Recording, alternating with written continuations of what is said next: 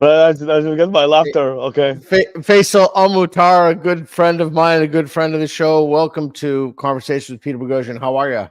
I'm doing well. So good to talk to you as always. Yeah. You're the most American person I know and one of my favorite people on planet Earth. Okay, so let's dive right into it. So, were you surprised at the assassination attempt on Trump? No, of course not. I mean, I guess we all know that Trump has a lot of haters. That being said, I think there were a lot of people who were reaching out to conclusions before we I get to know totally agree. exactly what's going on. And so they had the obviously the bias, and it was weird. Like suddenly, words equals violence by the same people who are saying that the other thing is words equals violence. So I think that people were reaching out to conclusions very quickly. I mean, the more and more I read about the shooter, it seems like some incel type Yeah. dude who wanted to get attention. Obviously, could be wrong when there's more data available, but I feel like people were very rushing. Like, it feels like they already had their statements Yeah. written like 6 years in advance when Trump ran his candidacy, and they were like, "Okay, when he gets shot, we will definitely make sure that this statement gets released," because it was so quick how Yeah. many people released statements. It's like pretty interesting. But it's, I Anybody you're mean, thinking about in particular? well, I mean, the vice president J.D. Vance was immediately blamed it on the left. Some of our friends like Niall Ferguson and Anne Arcelli and others who also were publishing statements and connecting it to historical kind of narratives. I think sometimes we try to give things more purpose than they actually are, and uh, unfortunately, there is a lot of randomness in this world that I think people. You have more people know that a lot of people have biases, and they try to connect these biases to whatever is happening versus actually knowing and critically think what actually happened. That Yeah. being said, I wasn't Yeah. surprised. I mean, the action that some person or some many people wanted Trump dead, and even some of the interviews I've seen on kind of on Instagram and is that there were some Canadians who were sad that Trump wasn't dead. I mean, why do they care? So like, Yeah. so I So was like, I had the opposite reaction to you. interesting. Yeah, my reaction was I can't believe Biden or the White House didn't get a statement out on this immediately condemning violence. Like I just was just shocked by that. And to me They that should. was yeah, well it was like a referendum on their whole presidency. Like are you kidding me? That's the lowest of low-hanging fruit. Like don't assassinate your political opponents. Like, what are you like? So I was surprised by that. My first thought, and I heard about it with when Reed was there. My first thought when I heard this was, and please don't get the statement wrong. I can't believe. Well, I got to be very careful about this. My first thought was, oh my God, they killed the shooter. That's terrible. And not because Yeah. the shooter's life was terrible, but because this is going to spawn these insane conspiracy theories, which we're already seeing. That was like Yes. literally the first thing I turned to Reed and said, like, and don't get me wrong, I don't fault the Secret Service agent. I don't like that's his job. I'm glad he killed him. Like, but man, the conspiracy theorists are going crazy with this one. Yes. 100%. I mean that's where. I think yesterday they were trying to open up his phone and they got the court thing for it. Yeah. I mean, it would have been much better to and not that I think. I mean, to be honest, I think that some in these situations the conspiracies would go anyway. I mean, even if this person would come in, let's say if he was alive and he said, I tried to assassinate Trump because of this, uh, I think the conspiracies are not going to change. Is that people will say, okay, this guy is paid by the CIA, this guy is paid Yeah. by the deep state, like whatever you, whoever you want to blame. You want to blame Nikki Haley, you can make a conspiracy about Nikki Haley. You want to blame, like, you just like, I think that the people who are already have been convinced that there was a conspiracy anyway. I Yeah. think it's, there is very little chance that they would change their mind. Um, Yeah.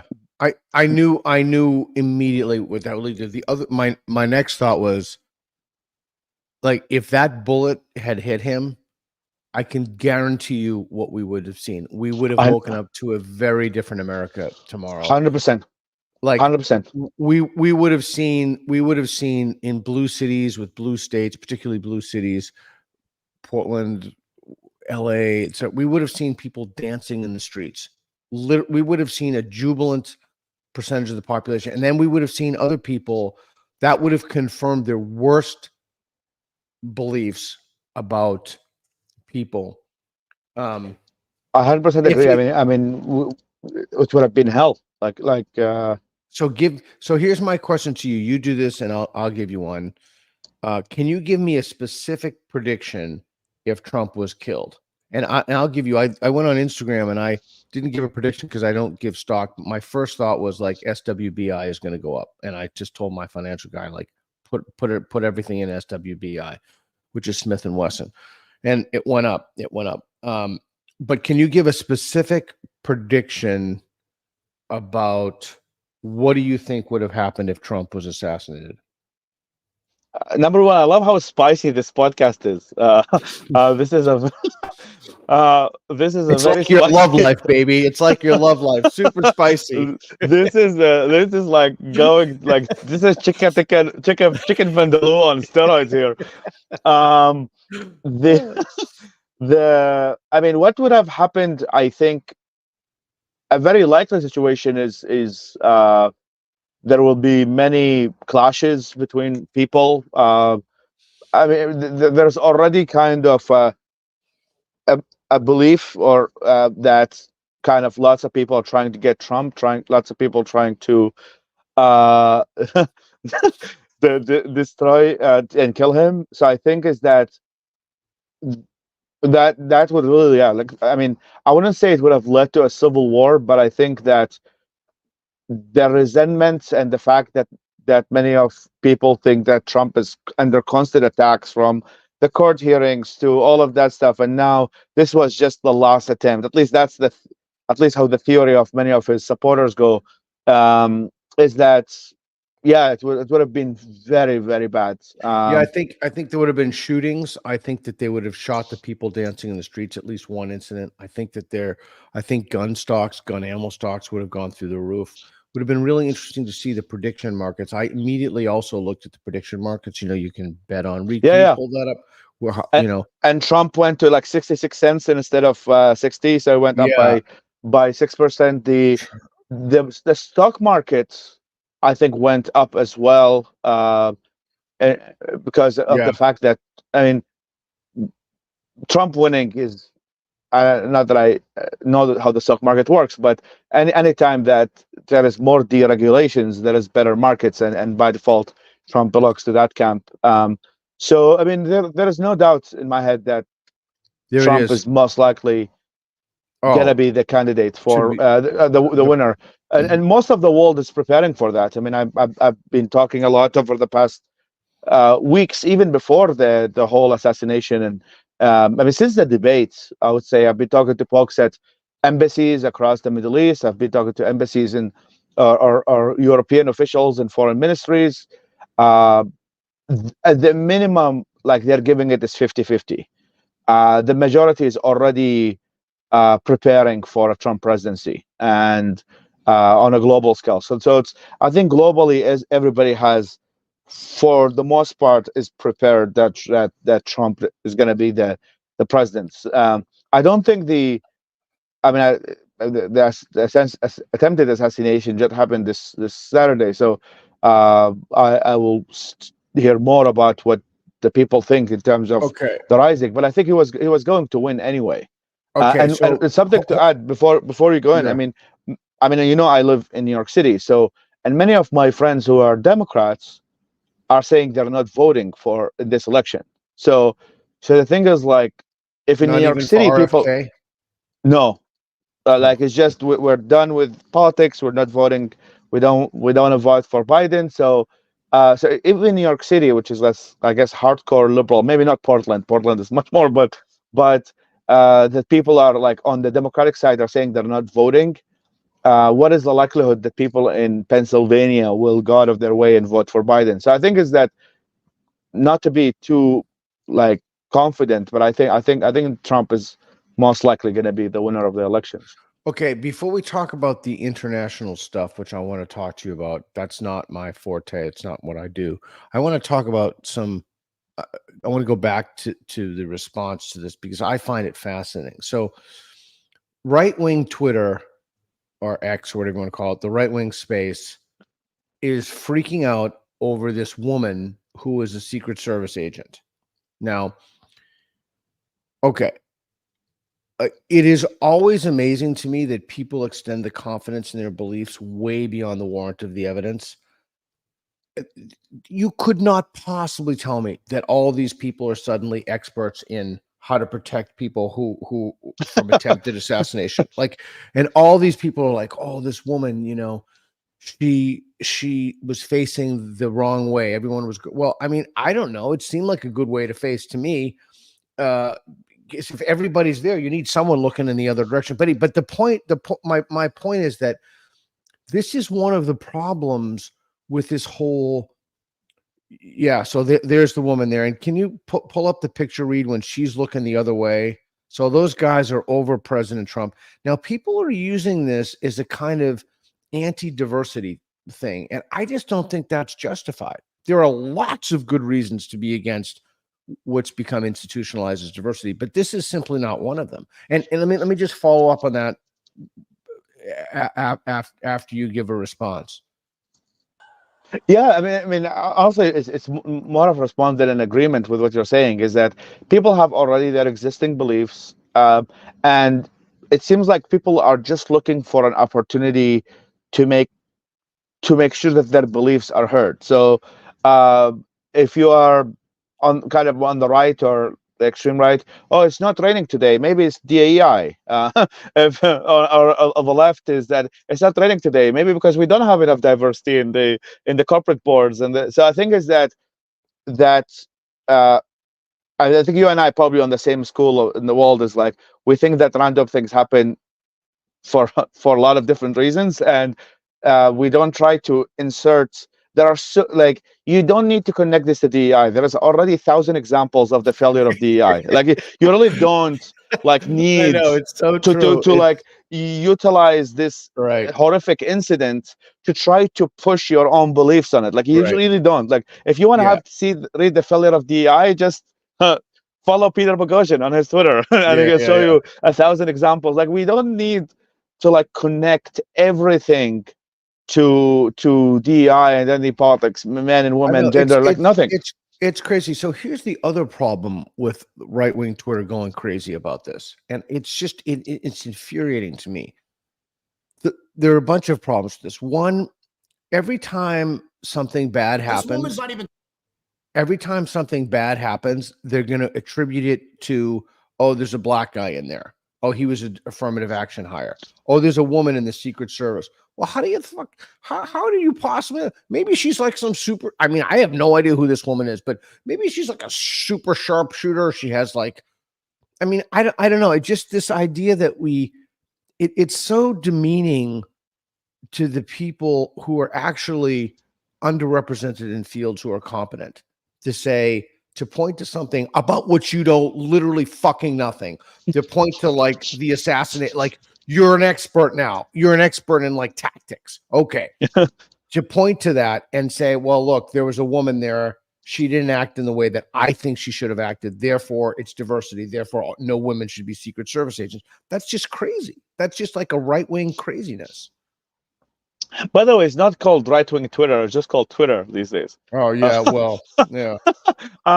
So the yeah, I mean that being said, I mean this could easily be understood, like in Thomas Sowell, like some of his arguments that I know how to rephrase Thomas Sowell properly, but I mean he said one of the bad effects of affirmative action and some of these beliefs is that every time there is a minority, successful minority of sort, the accusation is always that he got there because Yeah. of affirmative action. Yeah.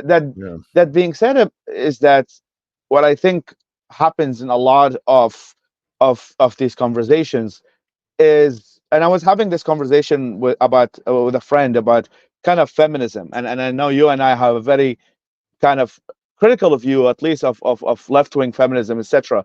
But we also know very well that some of the critics of feminism are also incels who cannot get laid. Mm. So the fact is, like, lots of the resentment against women being more empowered or women having choices, etc., is actually does not come from the criticism of the underlying pinnings of the ideology of feminism and the schools within it. It's more like they see it as a deterrent. So they try to brand themselves as they are anti-feminist, but in Yeah. reality Yeah. they're also anti-women. It's not like they're anti-feminist. And I think there is, and the same thing goes in within, like, people who are against identity politics, except when it's their identity being attacked, Correct. or Correct. against racism, except when their race is being attacked. So I think is that, oh, sorry, when their race is being helped. So I think is that we do know very well that a lot of, actually a significant amount of extremists, whether on with the political ideology, will try to really push. They want to flag it that they are just against DEI. Mm. um and I've heard that, I mean, conversation. I mean, I was talking about European conversation, and I was in Europe a lot over the past couple of months. And like, you hear a lot of people who, like, they brand themselves as anti-immigration, or not necessarily. They say they're anti-illegal immigration or anti. Yeah. And then you go more in detail, and they're like, and then you talk to them, as like, no, actually, we actually don't want non-white immigrants. So if there are people from Hong Kong coming, we don't want them either. So so even if these people came illegally, and they have jobs and they pay taxes, whatever. So however, they brand themselves as that they're just anti-illegal immigration, when in reality they're just anti-immigration, which is Yeah. fine if they just say it, if they Yeah. just say Yeah. what anti. Okay. But because there is a lot of stigmas against, like, these terms, many of these people kind of found some loopholes in which they figured out that if we just say we're anti-DEI, it actually sounds better than we're saying that we're against. I mean, there are a lot of women in the military, so it's not like, not in the Secret Service. I mean, U.S. military is filled with women, and I assume lots of them are very competent. So it's not Yeah, yeah, yeah. And you see that with like police, with women trying to take down a male suspect, and you know, I'm going to say right wing Twitter, people go crazy like women shouldn't be. Look, dude, I know people. I know this woman I was just talking to the other day, my friend Amanda. She's a black belt in jiu-jitsu. This fucking woman, dude, she is. You would have she like it's not just women, right? I mean, it's like an overlapping Gaussian curve. Like there are some women who are, good at performing tasks. I mean, I've seen a lot of male officers who are undertrained, but to just make a blanket statement about a woman and a man, and I don't know, there's just something corrupting. There's something that the ideology has corrupted people's brains about this. Okay, anyway, you can watch my friend Amanda's MMA fights and jiu-jitsu fights too. Okay, so there's the assassination attempt, and I'm just so sickened by so many things. Like I'm literally like have bile in my throat from these people cheering and celebrating and mad at the shooter that he missed. Dude, I what know. the fuck? Dude, what the fuck? That's insane. Like, forget anti-American. That's just like there's something wrong with these people. Yeah, I 100% agree. I mean, that's a really terrible. I mean, not to bring international affairs too, but this is a We're going to get to the uh, international thing with Trump in a this is minute. third world country vibes. As somebody who Yeah. have lived in a, and on July 14th, the king of Iraq was killed by the communists. So and it tells you a lot about, like, this is third world country when political opponents or political people get assassinated and people celebrating them. I mean, this is not a sign of a civilized No, society. And right. You're 100% correct. This is what happens at the end of empire. I hope not. I mean, I hope we're not in the end of an empire. I hope it's just a blip or a bug, not a feature. So I think, but like yes, reading some people were celebrating or wanted to celebrate if he was killed. I mean, that's a really bad sign of a very fragile political system and a very fragile society, and that makes Yeah. me really scared. I mean, that would be my second election. I mean, I became a U.S. citizen in 2019, so my first election was Trump versus Biden, and now facing it again, which is a terrible thing to begin with. I mean, why are we stuck with these two choices again? It's. I mean, I know. I yeah, no, I've said that 1,000 times, and I've also said, this whole like I used to say for years and years, way back when it was popular, like the whole punching Nazis thing. Like, if you really believe someone was a Nazi, you should just shoot them. Like, why aren't you shooting them? So you either don't believe they're Nazis. or maybe not. I mean, I have met Nazis, and I still wouldn't shoot them because I don't think Yeah, but number one I would go to jail. Number two, yeah, but it's if you believe that people were perpetrating a Holocaust and about to throw everybody in ovens, but I think what they mean by that is a very bad person. I don't think they have an understanding of history. I don't even think that they could probably name the country the Nazis were from, but I don't think they could name when Hitler was is in it in power. Nigeria? I thought the Close, Nazis were from close, Nigeria. close. Yeah. Hey, a few things real quick. So Colin Wright makes the point, quote, being a Secret Service agent should be 100% merit based, and there must be a single universal standard for what qualifies as elite. I mean, that's just like everything. I mean, like that's what happens when you undermine merit in a system. And I published a piece about that with a bunch of other people recently. But oddly enough, that was considered a controversial piece. There's actually 2 Nobel Prize winners I published that with, and among others. And arguing for merit in science or merit in anything was considered controversial. Could you imagine I, that? This is what has happened to our country. it's insane. Yeah, I mean, it's in all jobs. I mean, it's not necessarily about Secret Service. Is that to have a functional society, you need hardworking people who know the job. And it's it's really it's You really conservative, you yeah. I conservative. mean, it's like I don't know. You have an issue with your heart, and then you go to a doctor who did not have a degree in medicine. Like what? Like I mean, it's insane. But No, I it's think it's totally like in insane. most cases, many of these people who and I've said this on your show is that I really like this term that is being popularized, which is luxury beliefs. Is that I'm very Yeah, Henderson's sure idea. Yeah, it's great. that when many of the people who are against merit-based systems, etc., when they get sick, I'm very sure they go to a qualified doctor. Yeah. I'm very sure they don't go to like a doctor and would be like, "Oh, I know you got your degree from a country I cannot pronounce, and you probably have not credentialed it in the U.S. system." And I'm gonna still. I'm very sure that many of these people, and if they are in the position of hiring people, I find it very unlikely that when they have the shareholder meetings and when they get asked about how much profit they made every month, they'll be like, no, no, you should not worry about profit. Do you know that we hired 5 transsexuals from Somalia who are pirates in their early days and now they are working as traders You're in right. the stock exchange? I find it very unlikely. I know many of these people. I'm surrounded by a lot of these people inside in Williamsburg, Brooklyn, or other place in the city, and I know very well that when it comes to like the actual decisions they make on day-to-day basis and which doctor do they go to and what latte they drink and what people they hire, they do use merit. However, there is this kind of what I think John McWhorter talks about is that this kind of recreation of Christianity of the concept of original sin, Oh which yeah. is like how I'm gonna look like growing up in Iraq. A lot of Christians used to wear very big crosses, and Muslims used to have like a big beard, and that's how you show you're pious. Even though you can actually not be, you can be a fraud for all I know. But you have these symbols of piousness, is that in which you wear a big cross. One of the funniest examples was actually Raytheon. Raytheon, which is a company that manufactures weapons, had a DEI instructor. And like, how many, like, you guys manufacture weapons that kills people by the tens of thousands in like around the world. Like, can you just fucking own it? Can you just Yeah. say like, we manufacture weapons? All right. We can justify why we manufacture weapons for a lot of reasons, but don't bullshit me by you putting a black woman as the head of the DEI department. Like, just fucking own it. You say like, I we make know. weapons. I You like know. it or you don't. If you like it, buy weapons from us. If you don't like it, don't.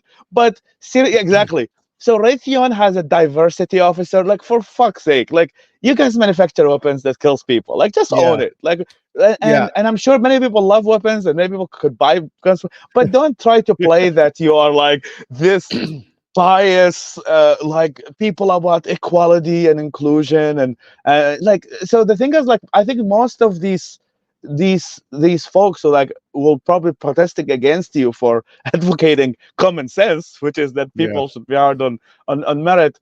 I think most of them do not follow what they are preaching. Yeah. Most of I them want to. are hip. Yeah. Yeah, I want to comment on that two things. First of all, there's the postmodern beliefs or applied postmodern beliefs.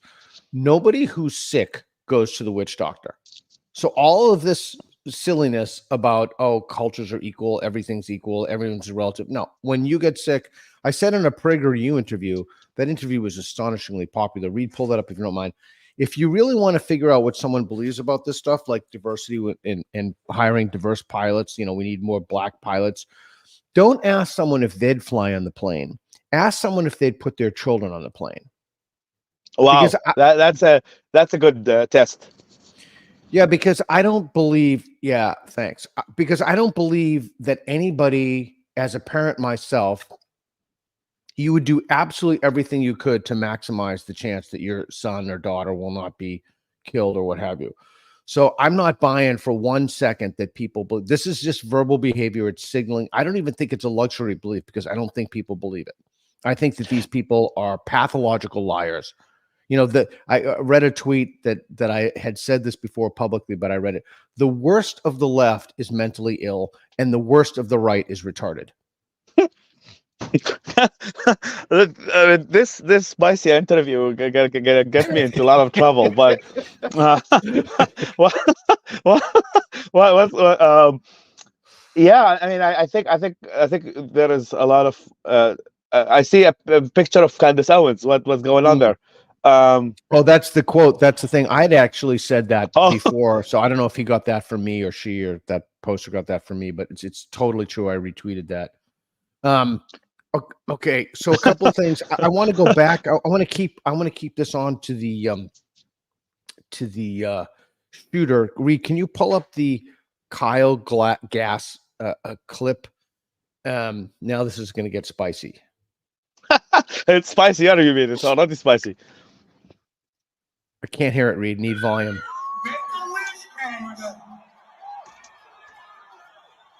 Don't miss Trump next time.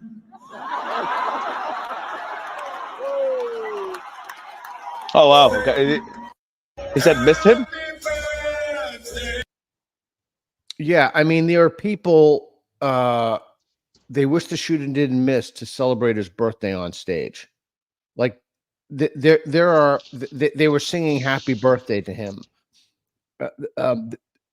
There is a kind of sickness, and I do believe that it's not exclusively related to End of Empire, but I think it's a manifestation of End of Empire. And by the way, all these people who want the empire to end, you're just going to wait to see. You hate democracy. You want to rip down statues. You want to go fucking crazy and destroy our institutions. Great. You're going to wait to see what's happening. Wait until you need antibiotics.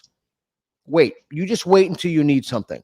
Wait until you're in dental pain and you can't get to the dentist. It's really like, sometimes a great New York Times article a long, long time ago, was democracy just a moment? And it's so frustrating to me that we have a crisis of cowardice where people are actively destroying our systems. They've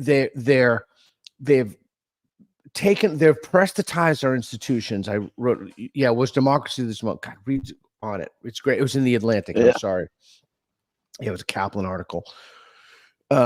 And I'm facing, wondering this. There's a great tweet where they defaced, I think, Winston Churchill statue in London, and someone said, if you think he's bad, wait until you see the other guy. Yeah. And and it's just so frustrating to me that people don't realize how fragile our democracy is. There's that Ronald Reagan quotation that I pulled up. It's just you can't. It's just one generation away from extinguishing freedom. It's a priceless gift, and people are actively trying to destroy it. And the people who are actively trying to destroy it, yeah. If you think Churchill's a racist, wait until you hear about the other guy. There it is.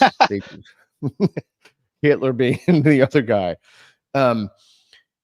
So, and I think that this Trump assassination attempt and the response to it, I am ashamed. I'm just ashamed. What are you ashamed? What are you ashamed of? What are you ashamed? I mean, I do have a question. I mean, the question is it, and that probably is a social media phenomena. Is that it's possible that these stupid beliefs have always existed. We are just familiar with them more right now because we are connected. I mean, uh, JFK was assassinated, Lincoln was assassinated. Um, it's that like the concept of assassinations is not new to America. It's not new that a lot of people have a lot of stupid beliefs. So I think is that it is also possible that, not that I think you're wrong, is that we might also have a bias that the bad things or the stupid things are in our face all the time. Is that there is definitely something to be said, uh, which I know the term has been used a lot, which is like the Trump derangement syndrome. Is that I, I mean, I've been lived in America for a lot of time, but I lived, I think, in a decade, which is significant to know about a country. I don't think I have seen as much hate of a political candidate as I've seen of Trump. It's really an interesting situation. I remember a professor friend of mine at Princeton was carrying her passport with her when Trump got elected because she thought she will be deported. And I was like, "You were born in Chicago. What are you? What deported?" And we are literally having a dinner in on Wall Street. I think it's like I was like, life is good. I don't think this is a Third Reich moment. That was like 2016, and I think is that there is some really kind of, I guess, revulsion and hate that people have against Trump, which is hard to. I'm not a political scientist and expert on this, but it's something that's obvious. It's like it's obvious that he creates like a very negative reaction from people that led to some people, as we have seen in the video you were showing, would celebrate his death. I don't think this. I do think that this is new. I mean, I know that people hated like George W. Bush and they hated.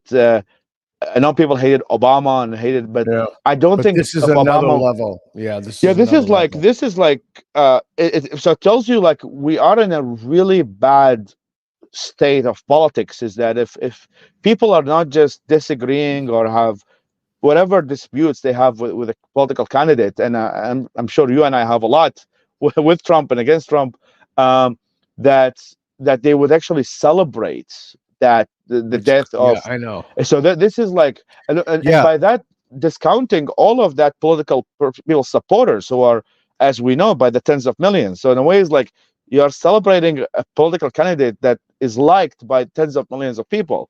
It's not like just a fringe person that nobody cares yeah, about. You're really talking about a potential president and a former president. It's really insane. yeah. I mean, they're burbling about it. They're speaking excitedly about it. They're speaking as if this is a great joy. So I want to talk about. I want to. I mean, obviously, we agree that the world would have been very different. Um, oh yeah, Reed is texting me. There's a starred comment here. I don't like Trump because he is on the record saying that he will be a dictator one day in office. Samab. Um, again, I don't I've said repeatedly, these are not the two best people. These are not the greatest people the United States has to offer. I will say that it's not that I'm flabbergasted. It's not that I'm disappointed. I guess I'm trying to find the right word, the right adjective. Maybe is it shocked or bewildered or confused? I don't know actually what it would be, but Maybe I all of the can't, above. maybe all of the above. I can't imagine, like, I'm just trying to fathom. I just cannot imagine a more incompetent group of people who are pathological liars than the current administration. And this is not an endorsement of anybody. I mean, like, I don't even know where, like, the tone deafness, the putting out the tweet that Biden won the debate, I mean, He answered every question, Peter. he He did a answered very every good. He question. did a very good job. Very good job. He answered every question, Joe. No, it's no, it's you, and you know, like the whole the Hunter Biden laptop, and you know, and I was originally against this idea that I remember Rush Limbaugh years ago attacking Chelsea Clinton. Like, this is not a Klingon world. Like, you were not responsible for the sins of your fathers or the sin. Like, if your kid is a drug addict, you know, you should still love him or her. You should help them. And the relationship, like going after Biden for that, I thought was unfair. Okay, the guy likes hookers and crack. Like, I'm not a fan of either, but you know, they're trying to smear his father with that. And I thought that was unwarranted and unjustified and uncalled for, bordering on being unethical.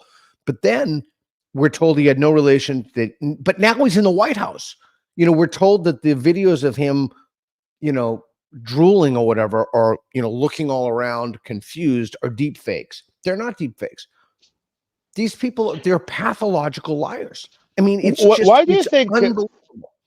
Why do you think the flip happened? I mean, I don't know if you have been reading the New York Times and CNN over the past couple of weeks, but like there was a massive flip from nearly every article on these newspapers were like mostly positive about Biden, and then the debate happened, and then Jon Stewart made a very famous video like making fun of it, and then suddenly like almost every article I read on the New York Times, the Washington Post have been negative about Biden. It's really interesting how like a flip really happened so quickly, um, for a guy that they used to admire. It's really, I find that quite fascinating. For the people who used to like write positive articles that he's not too old, he's actually over, there's no cognitive decline, and suddenly every article you read is about him having cognitive decline on left-leaning news sources, which is like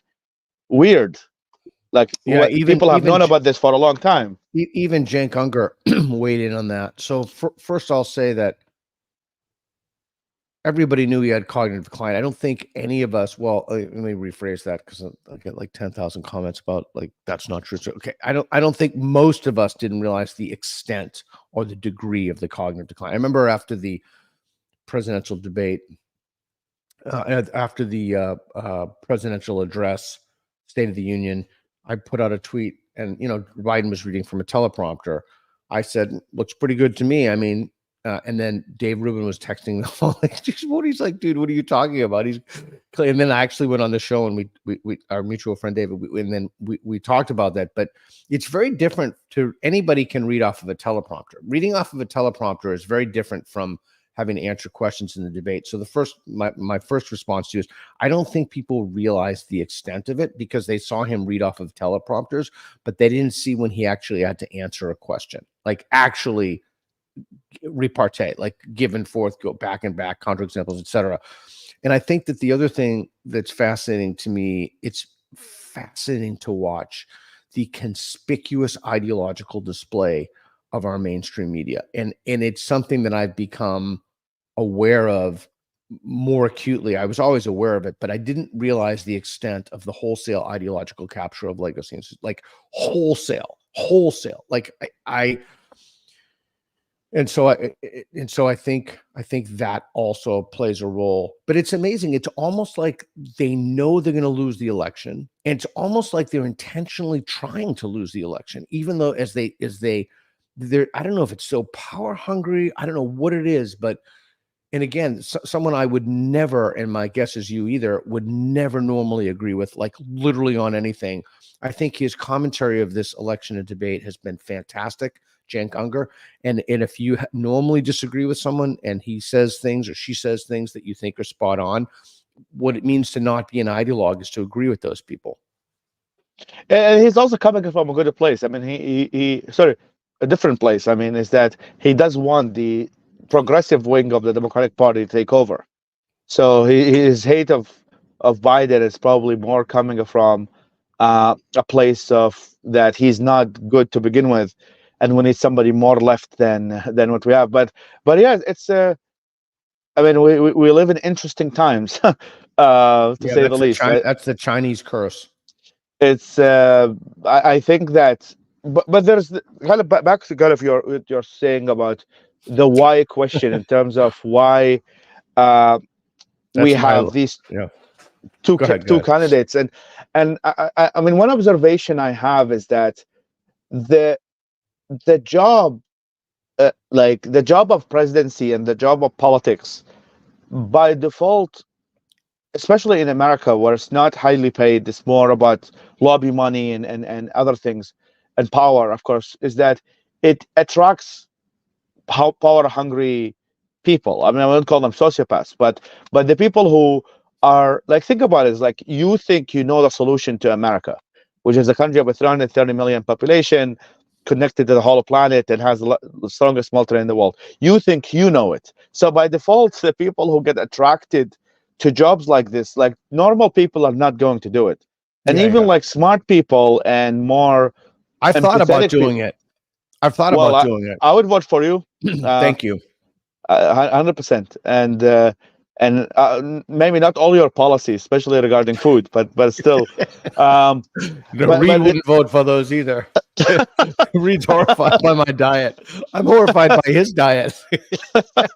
yeah, so I would oppose. I was angrily oppose some stuff. But with that being said, I think is that the job. So I think by default it's like Biden now is like refuses to step down, etc. Because I think is that the personality of somebody to step down and acknowledge a mistake is just something that is now just doesn't exist in politics. It's a just great point. it's that it attracts certain type of personalities, and then these personalities, no matter how wrong, no matter, they will still stick to it and say that everybody is wrong and everybody is misunderstanding except I am the one who knows what I'm doing. So it's yeah, I mean, yeah, it's not a great place to be. Yeah, that's an excellent point. I wanted to say one thing. I didn't mean deep fakes. I meant cheap fakes from before. Okay, so let's be really honest about something. Harris is a fucking moron. That woman is a complete idiot. I mean, I wouldn't go. I mean, she's a complete idiot. She's a totally vacuous moron. Have you ever heard her say? And I would.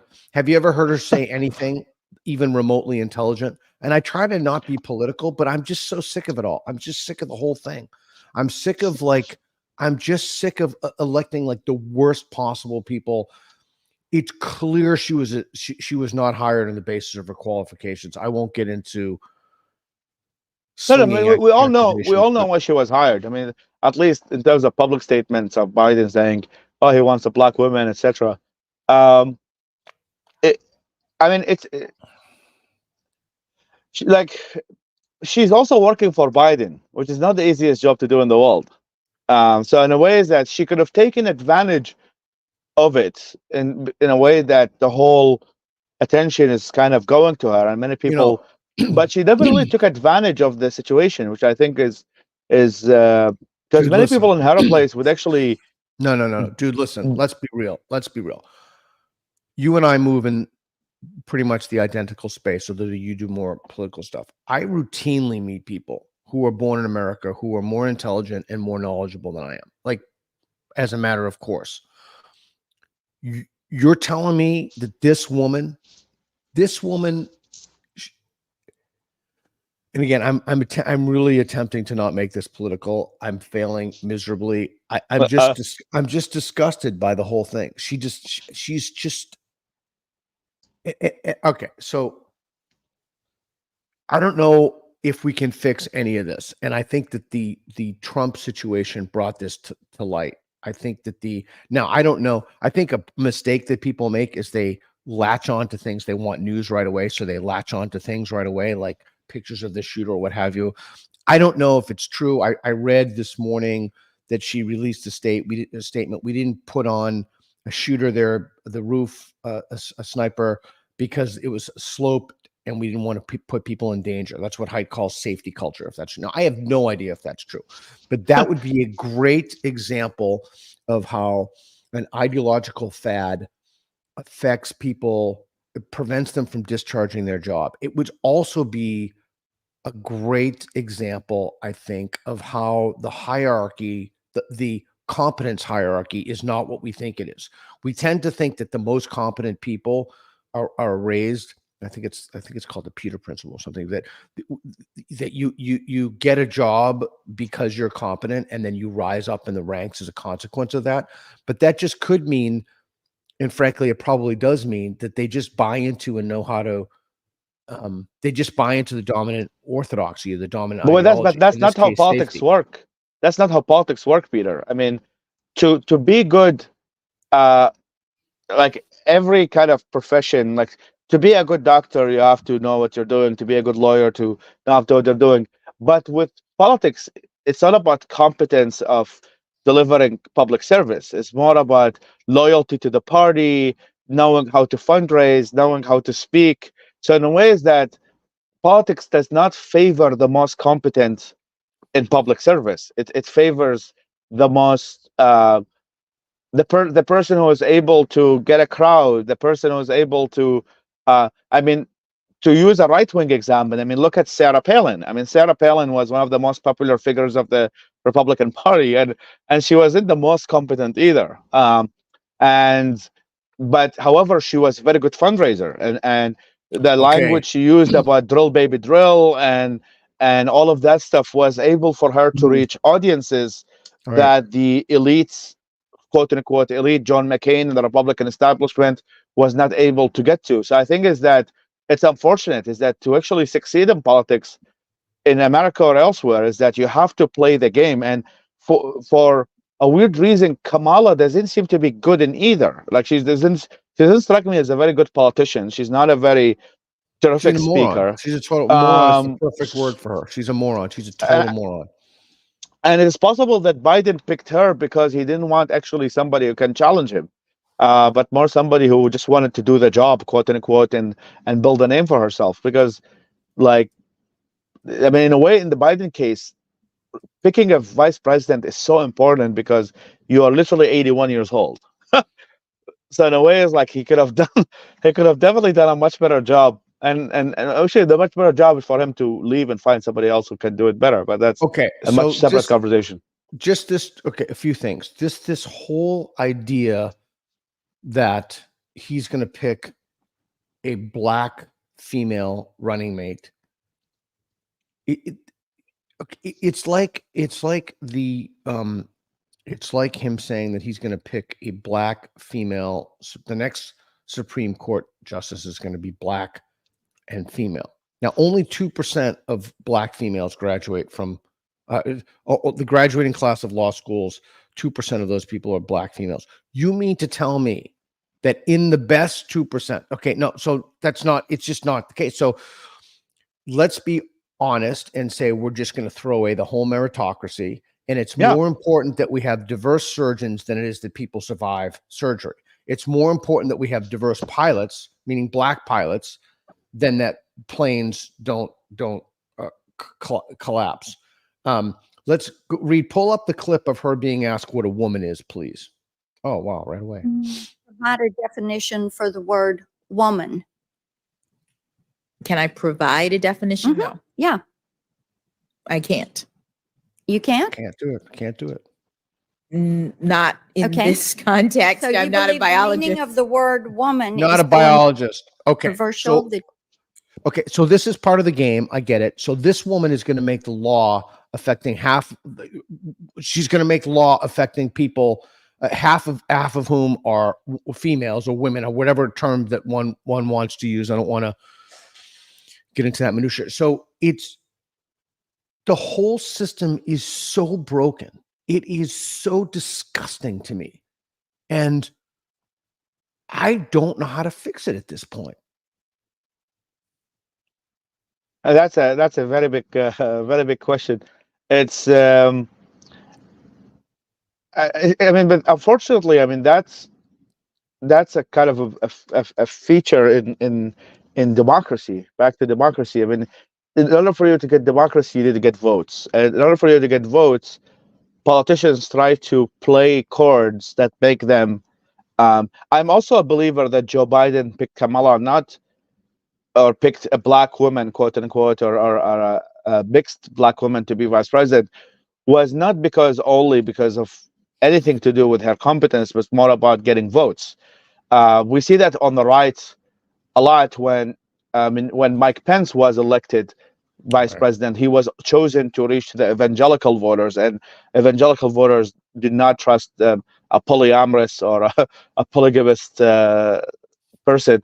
And so I think it's like, unfortunately, that's kind of a feature. In order for you to get elected, you have to, and with the left you Okay. play the identity politics, with the right you play Yeah. religion, and then what you do is that you play these games until you are able to strike the right balance for you to get elected. So that's Okay. one of the ways for him to get the woke liberal or progressive vote was like, oh, hey, look at that, we put a, it's kind of what Raytheon created a diversity statement for. I was like, it's a lot of virtue signaling. It's not Yeah, nothing to do with. So I agree. I agree with half of what you said. The part I don't agree with is I don't think that that's either a bug or a feature of democracy. You can be a very good campaigner. Those are two separate things. One can be very good at campaigning, but not a very good politician. The skill set required to raise money and fundraise, et cetera, does not mean you'll be a good politician. So Andrew Yang has talked about this. Oh, we should have dinner with him. We're going to go to New York. I'll be Oh, that there. would be lovely. We should have dinner with him. So he's talked about this. We need to kind of separate the idea that we need to separate not only the idea that those two are conjoined, but that they're, somehow the process for vetting candidates or vetting people have to be different from, I don't know, I'm not being very articulate here, but we just need to be aware that the qualities that make one a good campaigner are not necessarily the qualities that make one a good political leader. It looks like things have changed. I mean, if anybody looks for the debates between John McCain and Barack Obama and Mitt Romney and Barack Obama, etc., they Yeah, I were remember that. very civilized and good debates. I mean, with all of the mistakes people can put on John McCain Binders or of women. Yeah. yeah, I mean, look at that. Now Binders of Women looks like peanuts by comparison to what we have right now. It looks like the most feminist statement we can get from the Republican Party. I mean, it looks like there was some flip change that the politics just went downhill. Look at the debates that Ronald Reagan used to have, and how With charming and Mondale. how smart he was, With Mondale, and all of that incredible. stuff. Yeah. And so if you look at just like the history, not by too far, by if you just start with Reagan and then go with Bush Senior, and even Bill Clinton was there was a surplus in the economy during Bill Clinton, and he worked with Newt Gingrich, and like there was something really over time was bubbling up, and I think many people did not see, in which it exploded like really. And in which now these are like, I don't think anybody can now look back and say no, Mitt Romney and Barack Obama were not good candidates. Well, they were. I mean, and I think the world would have been very different if Mitt Romney won, if you ask me. But like, it still is like, look at the debates and look at how things were like literally a decade or 2 decades ago, and compare them to now, and it's like a complete shit show. So by default, everybody is having like a pause, including yourself, or like, number one, what the fuck happened, and is this even fixable? Because it looks so bad, to the way Yeah, that like this yeah. is the only candidates we get, and this is the debate. This is a presidential debate. What we saw on CNN, like that was terrible. Like it was It was a uh, disgrace. It was a a complete disgrace. disgrace, and I think is that uh, I don't think many people are realizing how bad it is. That this was literally the presidential debate, and what we saw was the candidates that we had, and so yeah, I mean, I really don't claim to know how to fix it, and it seems like something very much above my intellect or my Yeah. pay grade You at the you moment. you mentioned, oh, before I do that, hey, Mushy Season, a friend of the show, gave coffee for Reed for 5 pounds. Reed is Reed needs a lot of coffee. Reed and I drink a ton Yeah, of coffee. I just had 2 coffees here. Thanks, Mushy Season. So okay, there's so much to talk to you about. I know. I love our conversations. We always have Yeah, offline and online. They're always spicy in their own way. yeah. um, So okay, so I wanna talk about the before I talk about the international response. Trump, you mentioned our friend Neil Ferguson. I love Neil. He's such a good human. Um, he said to me, and I've heard him say before, that he thinks all of this is solvable, but what all of these problems that we face, but what gives him pause is, and before I say that, I'm going to ask you a little curveball question. What do you think the number one problem facing the United States is today? Polarization, Okay. the Okay. So, lack of agreement on what reality is. okay. Well, I'd say that's probably my number two. That's probably my number Well, two. what's your number one? My number one is the debt. Oh, well, that's pretty reasonable too. Yeah. But I think I Well, would put now, that as number two. Yeah. oh, you would put debt as number two? Yeah, because like when you go more to the details, I'm no an expert, but it's like when you go more to the details, is that many of the countries that buy debt, most of the debt is actually bought by American people, Yeah. and then Yeah. the foreign debt is countries that we do a lot of trade with. That being said, the China policy is quite difficult, uh, but even before we talk about the debt, we have to talk about reality. So like acknowledging reality is acknowledging we have a lot of debt. So I think that I would put the Yeah, those agreement are, on what yeah, yeah. reality is a prerequisite to start talking about real issues like how to fix fiscal policy and anything of that sort. I think it's like I will go to kind of the core issue is that if we're busy with stupid shit, then we're not talking about the debt because that's Yeah. a Okay. thing that affects millions and tens of millions, hundreds of millions of people. Yeah. It's a necessary precondition. So I had Chris Martinson on the show, and we talked about, uh, current coming economic conditions and what austerity would look like. I don't want to go down that rabbit hole, but I do want to say I think all of this could be fixed. And America is incredibly the engine of dynamism, and I do believe in American exceptionalism. Me And I too. am, yeah. And I'm also deeply concerned about this flagrant profligate spend. Just people just spending like the spending is a problem, and I can't help but think all of these things are related somehow.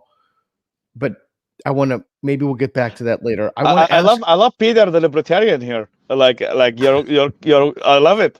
You're Well, concerned about government spending. I love it. That I am. I agree. Government Yeah, spending is not a good idea.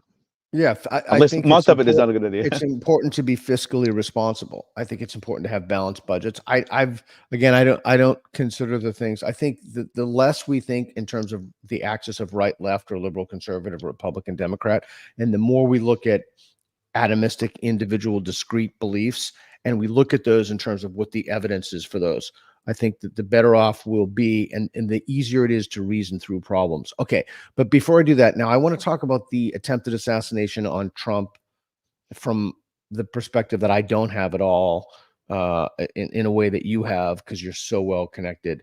Oh, Mushy Season was in euros. Sorry. What has been the response internationally to this?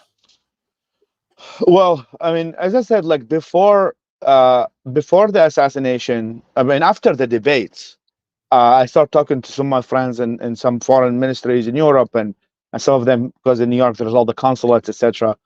Um, it seems like everybody has like, it was, I would say 40% people thought Trump would win, or it became like 50 to that's like the conservative is 50, some would say 60 70%. So many of them, I mean, the countries that are in NATO and other places are already preparing for a Trump presidency. What would that look like is increasing spending, different policy on Ukraine, etc. So uh what I can say is that the world is prepared. The other thing is that there's America is also sending, to some extent, contradictory messages. One is that the dollar is still amazingly powerful. So, like the U.S. economy and the dollar in particular is an amazingly successful currency. Everybody is seeing it. American companies in innovation and exports and AI and everything is phenomenal. Everybody sees is the politics are completely dysfunctional. So there is like a completely, which is kind of Interesting. a very weird place to be, is that on one hand, everybody looks up to America on these kind of two key issues of it has a very strong currency, it has a strong base for innovation and creativity, and American companies are still very dominant. Everybody wants American technology, everybody wants that, but nobody wants America's system. Nobody wants this political system. Nobody wants uh, all of that shit show that they're seeing. So it's really and I think is that the difference between kind of 2016 Trump and now is that Trump 2016 came as a shock. It was not.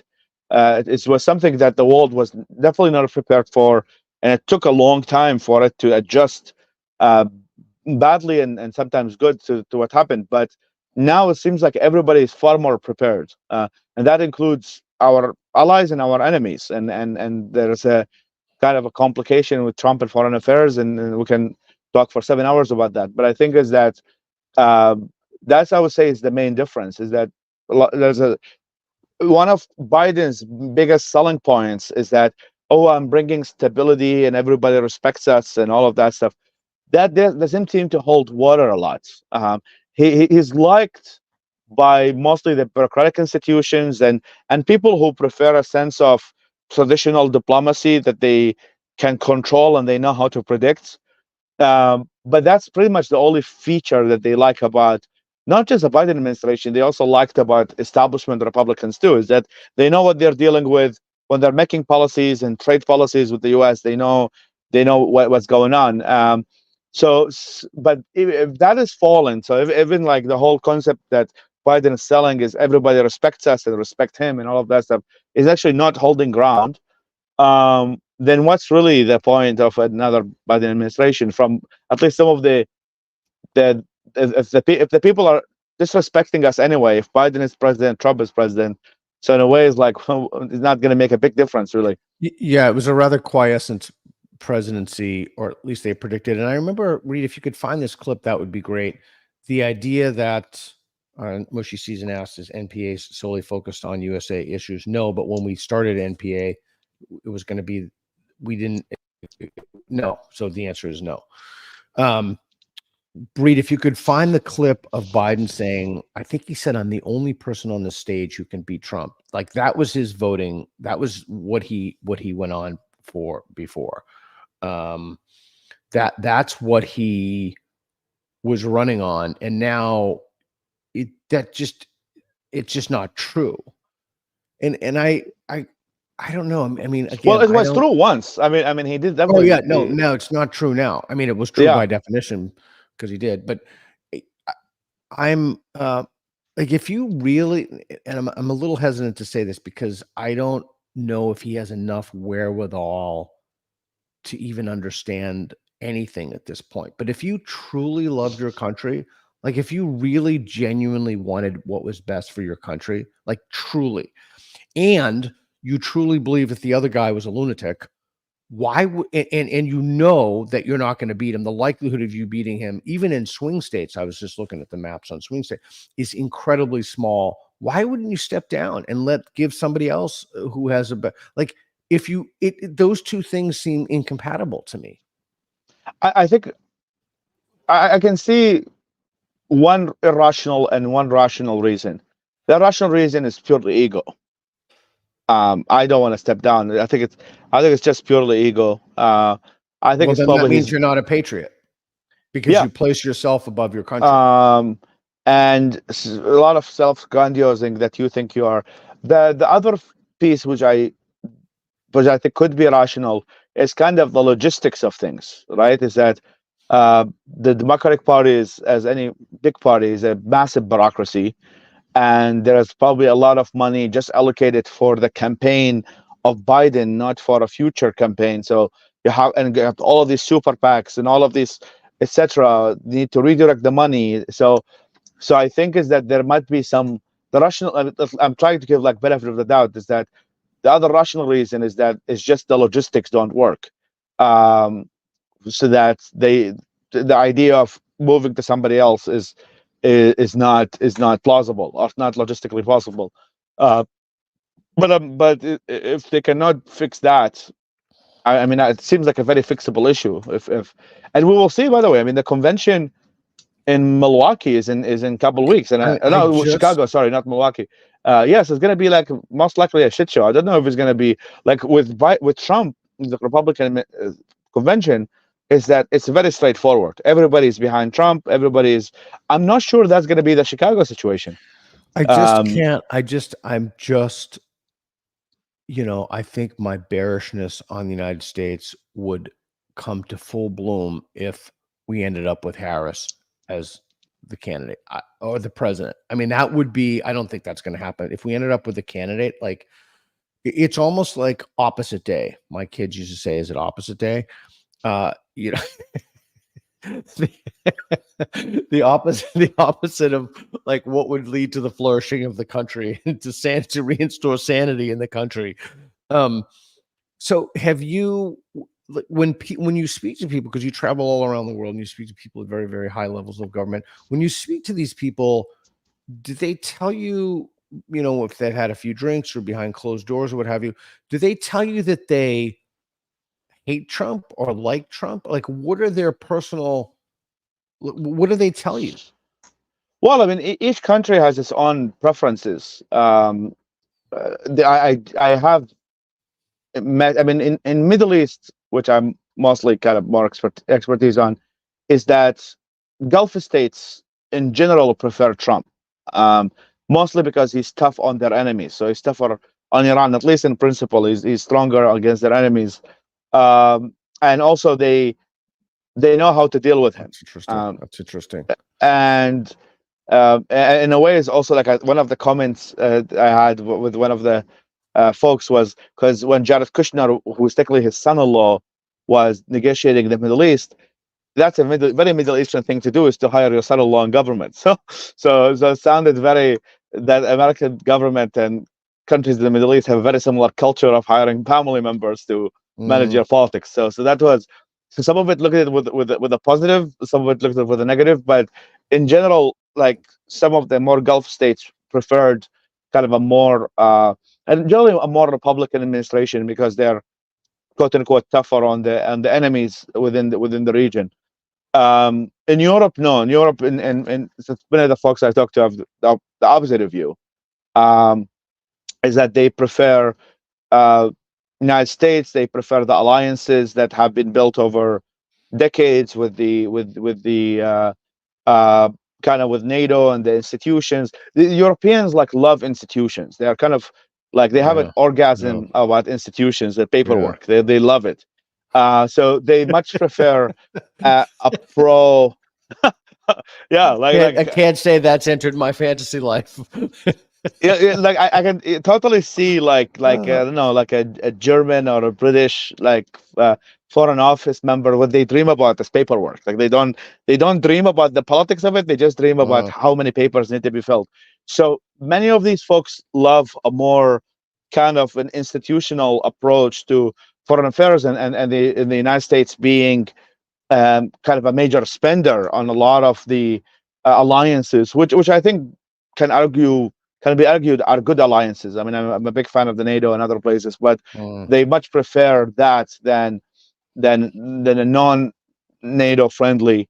The other thing is that, I mean, within at least the first year and second year of the Trump administration, there was a lot of chaos. I mean, there was no ambassadorship not filled, embassies were empty, and a lot of cuts to the State Department and etc., which made it very hard for other countries to communicate to the United States through regular channels because there was a lot of chaos in the government. So, which I think most of them would be preventable, possibly in the second Trump administration. I think that many of the folks have kind of learned the lesson and figured out how to build institutions.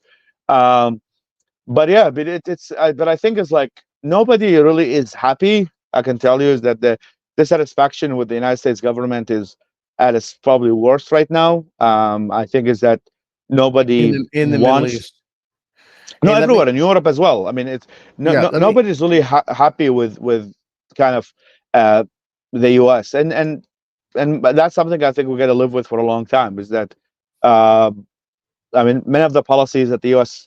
has, especially with the Biden administration, were also half-assed. Is that really made nobody happy? So nobody is really satisfied. And I don't know if Trump is going to solve it either. So, but I think is that is the consensus globally. Is that I mean, some would go as far and say like, oh, the U.S. is in decline and it's a fallen empire, and we should not put all our eggs in one basket. So many countries are doing like countries like Serbia, for example, which is not necessarily a very relevant country, but they're the ones who are kind of playing both sides. That they make deals with China, they make deals with the U.S., they make deals with Russia. They're like, you know what, we should not like this idea of dividing the world between the I Iron know Curtain. I'm It's telling you, over. it's killing me. That is Uh, just killing me. It's killing me that that's the kind of thing that, and we brought that on ourselves. I mean, we have people who in this country actively wanted that. They actively wanted to undermine the country. They actively want, yeah. and again, So it's go ahead. and yes, 100% agree. And also, I mean, kind of one of the issues, like when we're dealing with kind of global warfare, is that when you're dealing with Russia and China, is that there are dictatorships that also they're going to be the same for the next 20 years. And when the U.S. have very different policies every 4 years, nobody really trusts it, because and that's where I think polarization for me is a very big issue, because in order for you to have a global respect is that you also need to make deals that going to stay for the next 4 to 5 years or next 10 years. And they say that they can do that with China, they can do that with Russia, but the U.S. has absolutely no commitments because of it's very polarized situation. I mean, if you look at the like JFK talks about the Soviet Union and the Republican candidate after him about the Soviet Union, you see that they're very similar. And then there was this kind of cohesive U.S. identity and a cohesive U.S. policy during the 60s and the 70s and the Cold War, and that we don't have that anymore. We actually don't, like, there is no cohesive U.S. identity. There is no cohesive idea of what the U.S. actually stands for, and the U.S. internally doesn't know what it stands for. So how is going to literally broadcast just that going to say outside? that. Yeah, I was literally just going to say that, and especially since our institutions are telling our kids that this is a country of racism. This is terrible. By the way, speaking of which, two questions. One, I want to know what you think JD Vance's impact on foreign policy will be, and the other is, I don't know if you've seen, like, people are just obsessed, like they're just like crazy obsessed with everybody's race. Like JD Vance's wife is not white, or Indian. like this yeah, Indian. Yeah. This guy's white. Usually they'll frame it as not white. Like this person's wife is this. Who gives a shit what someone's wife is? The guy loves her. I mean, what this crazy obsession with whether people's wives are like, who cares what people's wives are? So people having this crazy obsession, and frankly, it's creepy. This creepy obsession with like what other people do in bed, or like what their sexual habits are. Like, well, fuck you. Like, mind your own business. It's none of your fucking business. Like it. And so there he is, and there's his wife. Okay, his wife is not white, so get over it. I mean, So what? even the fact that you're thinking that is a problem. Yeah, 100% agree. Um, yeah, I mean, it's unfortunately like that's coming again from extremes. I mean, I saw there was a lot of buzz about in the RNC. One of the lawyers, I think, Hermit, probably I'm gonna butcher her name, but she did a Sikh prayer at the end of the convention, and Oh there were yeah. there were also like somebody said that she should be deported That's for insane. Yeah. doing that. Um, Can you pause and there? I'm going to interrupt you real quick because this is important. So, you know that Sikhs have cross culturally among the lowest, and please, I'm sure like thousands of people will fact check this, and I hope that they do. They have among the lowest arrest rates across the world for people who have. I mean, Sikhs are like model citizens, and you know, Canada, a lot of Sikhs are police officers. And I mean, the fact that it's a kind of craziness to me. Like again, the rate. Go ahead. there is a funny meme, which I know is, I mean, considering that this conversation is spicy anyway, so I'm just going to share the joke. But there was there was this very famous meme is that there was this Sikh being beaten up, and he said, "We are the 7-11 people, not the 9-11 people." So Yeah. so so I so love that. I love that. many people actually mistaking Sikhs who for with the Taliban, and they mistaken Right. them with That's the just they're just because of profoundly their ignorant. it's ignorance and just pure hate and racism, which is it's not like it is. I mean, it is racism, and and that's, I mean, that would Or actually xenophobia. Maybe it's xenophobia more than racism. I think all of the above probably, and I Yeah. think that there are interesting like evolutions happening. I'm really interested to see how would that affect the Republican Party. I think, like Yeah. for example, as far as I know, like this convention, there were statements that they will not going to make any anti-gay statements in the convention, which is an evolution. I mean, that's a I think like with people like Dave Rubin, etc., becoming a mainstream Republicans and being part of the Douglas Republican Murray, Party. Douglas Murray. So I think that Andrew there's probably Sullivan.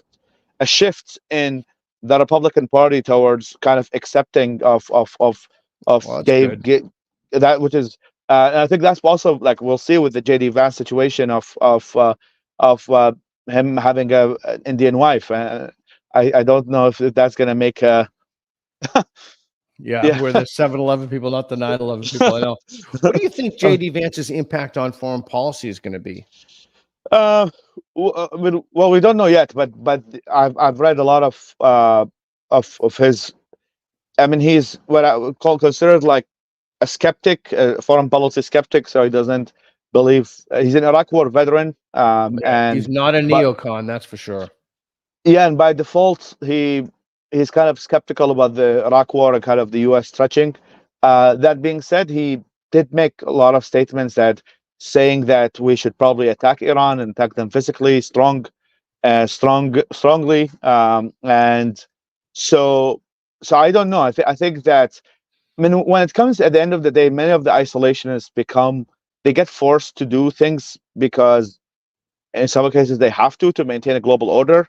Hmm. So I mean, when even Trump talked a lot about uh, like isolationism in America first, but then when the U.S. embassy in Baghdad was attacked, he killed one of the major generals of the Iranian military, Qasem Soleimani, and he also Oh killed the yeah. leader of ISIS.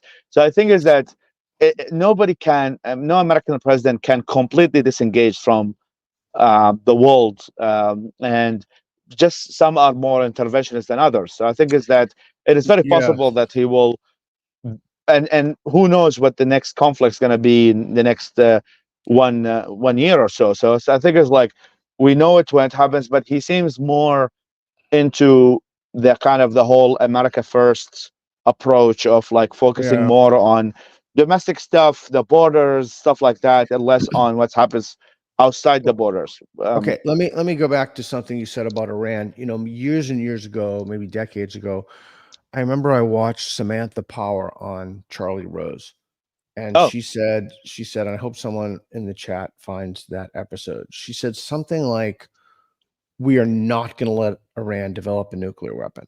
And I emailed her, and of course she didn't email me back. But I asked her, "Okay, well, what are you going to do about it?" Nobody is going to say what they're going to do about it. Like, well, okay, so what are you going to do about it? It's just bullshit. I'm sick of it. Bullshit. It's verbal behavior bullshit.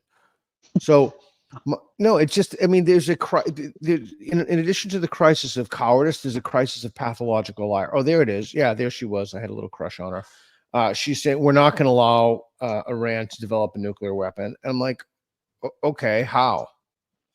So I guess we're bracketing that conversation for the House, since no one actually wants to talk about that. Do you think that they would actually use nuclear weapons against Israel, or is that just too, even for these lunatics, that's too much? That's just a bridge too far.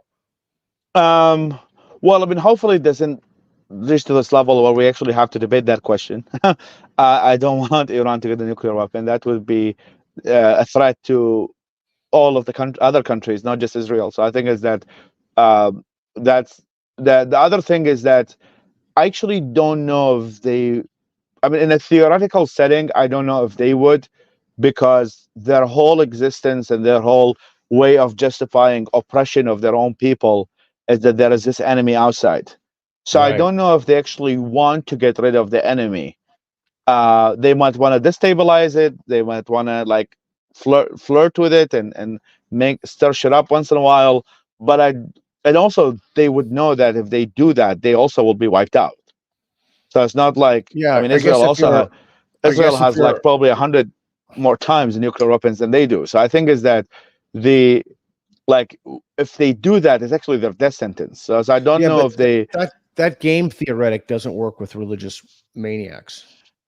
It does and it doesn't, because I mean I also think that the Iran in particular, the reason why they have survived with a neighborhood that also wants to wipe them out. I mean, nobody likes Iran except some people of the Islamic Republic. The majority of people, they hate the Islamic Republic of Iran. So they have still survived that. So I think is that they know how to. They have mastered politics in a way that allows them to do their crazy religious lunacy, but at the same time maintain survival, because they do care about survival. They're not apocalyptic. I mean, they seem sometimes apocalyptic and they do things that are apocalyptic, but in general, they respond to power, they respond to threats. Um, they, I mean, even for example, when the United States killed one of their major generals, which was a big deal. That's what Trump did with Qasem Soleimani. Everybody was expecting this is World War III. Iran is going to start. No, it didn't happen. They knew that if they're going to attack the U.S. or attack U.S. bases, etc., the U.S., especially like after the U.S. killed their major general, they're going to like wipe them out the moment they do that. So they respond. They respond to threats. I mean, that's what we have witnessed, and they respond to action. Of course, is that not just threats? Is that one of the worst things I think Obama did with Syria was he drew this fake red line. Like I would rather That's he right. never. I would rather he never said there is a red line and says we should not interfere in Chemical the war, weapons. Yeah. than to. So I think it's better not to make any threats if you're not going to fulfill them. If the option is 100%. like don't interfere, our position is not interfere. That's much better for the region, much better for everybody, than anticipating that the U.S. would do something and then it doesn't do, and that only emboldens Iran for it to be. But I don't think it's uh, completely apocalyptic for them to do that, knowing that the response will be much heavier. And then I think there was this quote that I don't know if it's been verified, which was from Ayatollah Khomeini. He said, if we attack Israel and we kill like 7 million people, and then Israel attacks back and kills 60 million people, then the 60 million people are going to heaven, and the people we kill are going to hell. And I don't know if that's verified, but like, but let's say if that's something he said, I find it unlikely that he will act on it. And also, Israel has a very massive military capacity for it to prevent that from happening in the first place. There's not like they're next door that the rocket they will be able to stop any kind of. I think that way of thinking of launching things. I remember in the late 80s, I think my one of my debate coaches said, "Why do you need to launch anything? You just bring the." I'm hesitant to say this to give anybody any ideas, but I won't actually. I'll stop myself in case any maniac listens to this. But the idea that you would launch, I think, is an older idea. I do. I do. It's interesting. Every single Iranian I have ever met in my life has a single commonality, one single commonality, and that is that they love to talk about politics and they're astonishingly knowledgeable about politics. They Have have you to. have you found that? I mean, it's not. I would say just an Iranian thing is like, um, and that's a warning to my American friends, and is that when it's a sign of a very bad country. What everybody talks about is politics. That's I would Yeah, say is like the red flag of a terrible country because that is a place where politics defines your life, your allegiance to the party, your allegiance to authoritarianism, etc. That is how you survive. If I didn't know the politics of the time, I couldn't survive. And even though I was a kid, I had to understand the differences between religions and how people prayed and all of that stuff. Not yeah, because I want to, but because I have to. So it's a yeah, very bad sign I'm seeing now in America is that you can go to a barber and he's talking about the elections. Well, that's when I think it's a I think like as somebody who has like I guess an allergy reaction to authoritarianism and having lived in it is that I see it as a very bad sign when political knowledge becomes mainstream, not political knowledge mainstream, but more like people's interest in politics. People's interest should be more focused on innovation, entrepreneurship, having a good life, having philosophical conversations about meaning, and less about the politics, because that's a very bad sign. And Iran, mm, unfortunately, is one of those places that where politics really dominates the space, and that's how uh, you survive. And don't forget, I do want to plug a positive story about the book. yeah, yeah. 'Cause We haven't even talked about that. We only have like 4 minutes left. Um, tell me about the. Let's do that. Tell me about the book. It's a well, big essentially, deal. that's a great segue Okay. because the thing is that we want to move away from people from the Middle East. I mean, that's one of my expertise and my work in from politics and towards the good stuff, towards innovation, towards the for them to fix their own countries by themselves and give them Mm, agency. And over the course of my work, I've been busy over the past 7 years yeah. building an organization. And one of the great things that came up over the past 3 years is that we talked to this economist. His name is Tyler Cohen. George We Mason know Tyler. University has a Yeah. very famous blog called Marginal Revolution, in which he has a very interesting theory about international development, in which you give like small businesses incremental amount of money and kind of vet who are the good ones and the bad ones. And oh my God, the incredible stories we have seen is that we had an open application of people really doing fascinating job in the most difficult of circumstances. It could be like people running underground schools in Afghanistan who figured out a way about how to continue education under the Taliban.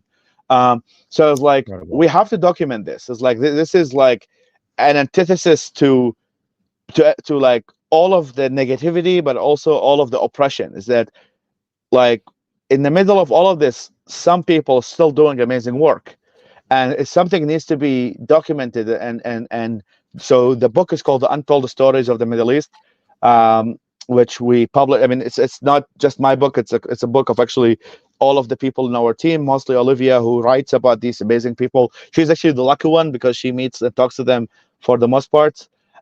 Which is now available on Amazon and also available on our website, ideasbeyondborders.org. And it's really, and you talked about like a lot of kind of the political dimensions within the US and immigration and Europe and immigration. There is no provable solution that the one we have, which is give people jobs in their countries. They're not going to leave. So if people are busy in their countries Yeah. innovating and creating things, they're not going to get on a boat to Greece and then end up in northern Norway with the weather is minus 20. So like, so the thing is like, so other than spending billions of dollars on actual like military solutions and trying to shoot the boats and blow up the boats, etc., if you give people, and we have proven that if you give people incremental small amounts of money for them to develop a startup to start hiring people, you're actually going to have a much better positive and much better sustainable result than trying to shoot boats coming to Europe. So I think is that it's a solution that the right seem to like because it prevents immigrants, and the left seems to like because it empowers disadvantaged people. And I think it's like that's one way that we were able to unite the extremely difficult political conditions we have in the West right now, to at least get them to one positive. And Steven Pinker wrote a very positive review, and Tom Palmer, who's an expert on development, and Nick Gillespie from Reason Magazine, who's a kind of a major libertarian thinker. So Yeah. these are all people who are advising us, and they're very involved. And yeah, I mean, I really, I would love us to get our first major 1,000 sales. I know, Peter, I cannot compete with you. You're a bestseller. No, I'm just a newbie. I'm just a I'm gonna newbie. buy a bunch of your books. I'm gonna buy a bunch of your books. That's gonna be great. Well, But before it's we a go, positive story. Like every time you feel down, just open the book at whatever page, and you'll see like people doing amazing things, and see, you'll that's see what we that need. We need even in more the of that. midst of darkness, Yeah, we people can need shine. we need more of that. Even in the midst of darkness, people can shine. I love that. Does anybody have any super chats for Faisal? We're a little bit over, but that's you. You have a couple more minutes. Are you cool? Can you Of stay a course, couple more minutes? Okay. for you, Peter, I will stay longer than You're couple minutes. you're a good man. You're a good man. And you're in New York right now. Yes, I'll be in and I'll be in New York in I'll be in New York in September, and we're gonna go out, right? yeah, We have I think I think you are invited to. I'm going to organize a very cool dinner for you, Peter. You're going to be in oh town. cool. And Bring a I'm couple going of to that. like-minded people. Yeah, I'm going to that Pamela Paresky's thing. I'm gonna give a talk there, I think, the Thought Criminals or whatever it is. Oh, And nice. then, Okay. yeah, and then I got a few other events and speaking gigs. But man, it's like it's just crazy. It's September, Reed and I are gone, October, November, December, January. I think we're back for a week or two in January, and then we're gone for 3 months again out of the country. So Wow, living a jet settler life. well, yeah, it's good. I mean, it's really interesting the way it's just my life is extraordinarily surreal right now, but I'm I want to loving every do. second of it. Let's recap the idea of us doing panels together. I think both of us are defenders of the Enlightenment, whatever that is these days. Yeah, Reed, pull up the event we did. We did a jam-packed event at we did a At Portland. jam-packed, yeah, at Portland, and I remember that. Yeah, just that was really good. And I remember I suggested that I suggested to, I'm trying to not peg it a person. There we go. I actually had some dark hair then. That we put a class into the curriculum, our Western values worth defending. And people were so outraged at that idea that I would even suggest such a thing. Okay, cool. Faisal, you're a good man. I'm going to see you soon. And Looking keep your forward. camera on. Where can people find you in your work? Ideas beyond borders. So that's easy. And yeah, I'm active on Twitter, Faisal FAISALALMUTAR, and also I recently get an honorary doctorate from Whittier College. So now That's awesome. now, Congratulations. Do I have to call you doctor now, Dr. Faisal? no, that would be misleading because I'm a man of the streets. Okay. Okay. So I won't call you doctor. Okay. Okay. I like to keep my street credentials because that actually what works. Yeah, and so ideasbeyondborders.org, and then people, please, if you like the book, leave a review. We're very new to this, so this is our first release, and I'm obviously will definitely write as I accumulate more of these experiences. Write more about that, and then I'm on Substack, faisal.substack.com. So people can see some of my writings about very boring international affairs subjects, if anybody is interested to dig deeper. Good for you. Good for you. Okay. Well, I'll see you in New York. Keep your camera on, and big thanks to Reed for all of his help. And thank you, Reed. Yep. Thanks, Reed. And for supporters of the show, I'm going to make Reed some breakfast now. We have the same thing for breakfast every day. And thanks to everybody for supporting the show. We appreciate it. And Faisal, you're one of my best friends. You're a good man. Keep I love the you. camera on, and we'll see everybody. Love you too, bro. Thank you for watching. Everything we do is under the umbrella of the National Progress Alliance, nationalprogressalliance.org. It's a nonprofit, independent 501c3. Your generous donations keep us going and keep fueling content like this. So please help us out.